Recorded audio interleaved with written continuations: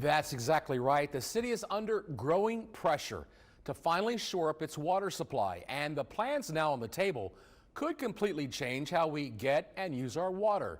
This is Corpus Christi, Texas, spring 2025.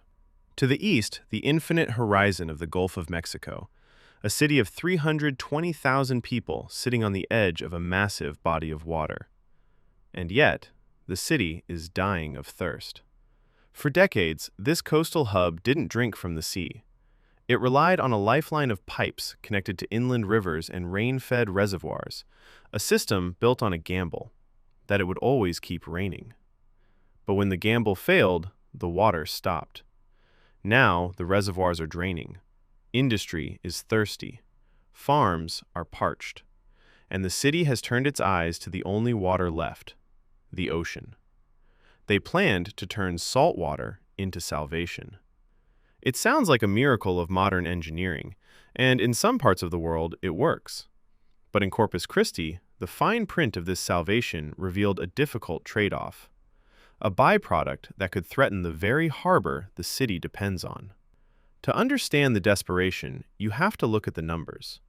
The Corpus Christi water system relies on two main arteries, Lake Corpus Christi and the Choke Canyon Reservoir.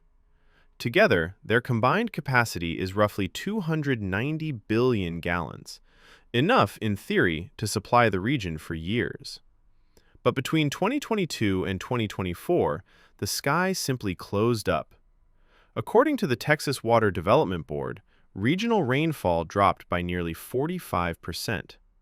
In the relentless South Texas heat, where summer temperatures routinely exceed 100 degrees, water didn't just flow into taps, it evaporated into thin air. By early 2025, city officials reported the combined reservoir system had dropped to critically low levels, hovering near 15% of total capacity. This wasn't a shortage, it was a system in crisis. The city implemented Stage 3 water restrictions. No lawn watering, no car washing. A desperate attempt to buy time. But while residents let their lawns die, other demands kept growing. The petrochemical giants along the coast, refineries, plastics, energy producers, were expanding. Agriculture in the surrounding counties was competing for the same aquifers. According to Regional Water Authority reports, industrial and agricultural users account for roughly 40% of total regional water demand during peak periods. Municipal conservation alone couldn't close the gap. The math was broken. City planners projected the shortfall could reach 40 million gallons a day by 2030. Conservation was no longer a solution. It was a delay tactic. They needed a new source. Enter the Inner Harbor Water Treatment Campus. The proposal was seductive. Use reverse osmosis to force seawater through specialized membranes, stripping away the salt and pumping up to 30 million gallons of fresh water into the city every single day. Desalination isn't science fiction. It works.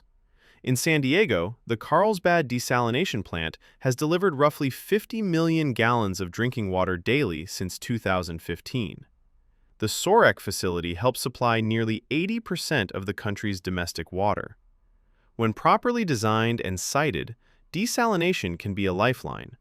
But physics demands a price, and not every location is equal. Desalination is energy-intensive.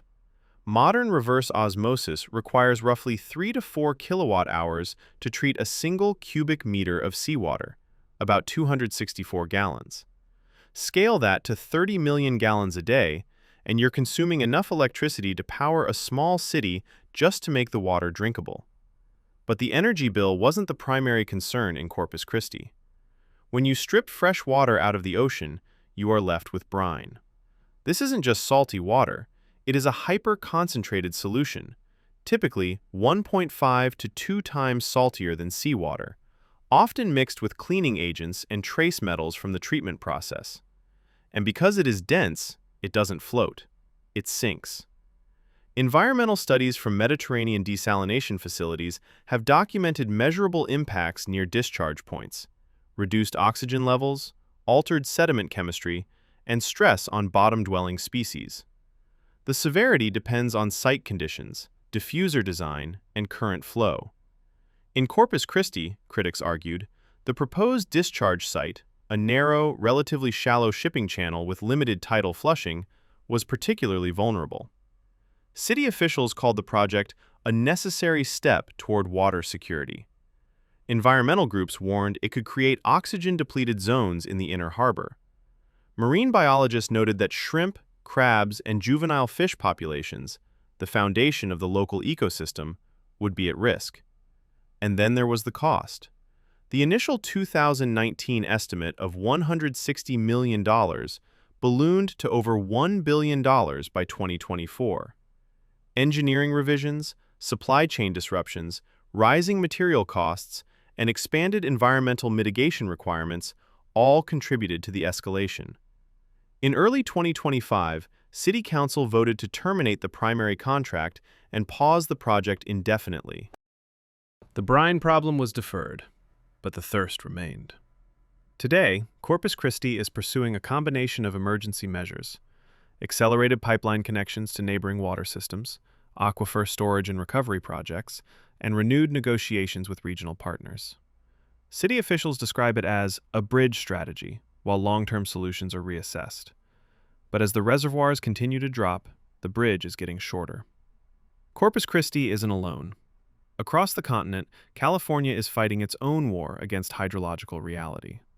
For a century, California manufactured abundance. Engineers built aqueducts to move water hundreds of miles, turning deserts into farmland.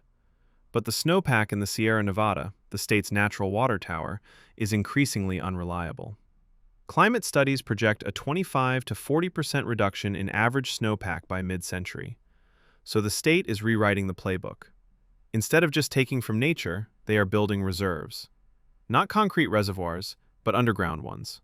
When the rare megastorms hit, like the atmospheric rivers of 2023, they no longer let floodwater run off to the ocean. They capture it. Farmers flood their fields intentionally. Engineered recharge basins force water back underground to replenish depleted aquifers. State officials call it flood-managed aquifer recharge. Think of it as a geological savings account. They are also embracing what was once unthinkable: recycling the drain. Treated wastewater is no longer waste. Advanced purification facilities, using the same membrane technology as desalination, clean it to levels exceeding federal drinking water standards. It's then pumped back into aquifers or directly into the supply grid. Los Angeles plans to recycle 100% of its wastewater by 2035. Orange County already injects 130 million gallons of purified wastewater into its groundwater basin every day. Along with operational desalination plants in Carlsbad and Antioch, California has abandoned the silver bullet theory. There is no single cure. There is only a complex, redundant web of supply sources, each with trade-offs, each filling gaps the others cannot. But if you want to see the most deliberate approach to water security, you have to look 9,000 miles away, to a tiny island with no natural aquifers and no significant rivers. Singapore. By geographic logic, Singapore should be perpetually dry.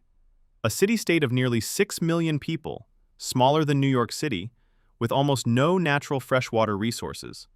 Instead, they engineered their way out. They call it the 4 national taps. First, catchment. 2/3 of the island's land area is engineered to capture every drop of rain that falls. Rooftops, roads, and parks all drain into a network of reservoirs. Second, imported water. Under a treaty signed during independence, Singapore purchases water from Malaysia. But that agreement expires in 2061, a ticking clock the government is racing to beat. Third, desalination. Currently, 5 plants supply roughly 30% of the nation's demand. Expensive, energy-intensive, but reliable and fully controlled. But the 4th tap is the crown jewel: new water. They take treated sewage, run it through microfiltration, reverse osmosis, and ultraviolet disinfection, and produce water so pure it exceeds World Health Organization standards. It's cleaner than most bottled water. They don't just use water, they loop it. Every drop is consumed, collected, treated, and used again. It is a closed system of relentless efficiency. New water currently meets 40% of the nation's demand. By 2060, the government plans to push that to 55%. The price? Higher water bills than almost anywhere in the developed world. Singaporeans pay roughly $2.70 per cubic meter, double what most American cities charge. But the government frames it as the true cost of water security. As one official put it, water is not free. It never was. We just pretended it was. And sometimes, the solution isn't high-tech at all. It's almost alchemy. In the mountains of Morocco, there are villages where the ground is bone dry, but the air is wet. A dense fog rolls in from the Atlantic and clings to the peaks. In the early 2000s, a nonprofit called Darsiv Mod installed what they call fog catchers, massive vertical mesh nets that comb the wind. The fog condenses on the fibers, forms droplets, and trickles down into collection pipes. No electricity, no brine, no billion-dollar contracts, just wind, mesh, and gravity delivering up to 6,000 liters of water a day, roughly 1,600 gallons, to villages where women once walked 4 hours to find a well. It isn't a solution for a megacity. It cannot scale to serve millions. But for the 1,500 people in these communities, it has transformed daily life. It's almost alchemy, turning thin air into drinking water. The lesson from the Gulf Coast to the Atlas Mountains is the same. The era of easy water is over. Every solution comes with costs. Desalination works, but it requires energy, creates brine, and demands careful siting. Recycling works, but it requires public trust and expensive infrastructure. Aquifer recharge works, but only when the storms come. Fog catching works, but only in places where the fog rolls in. There are no silver bullets.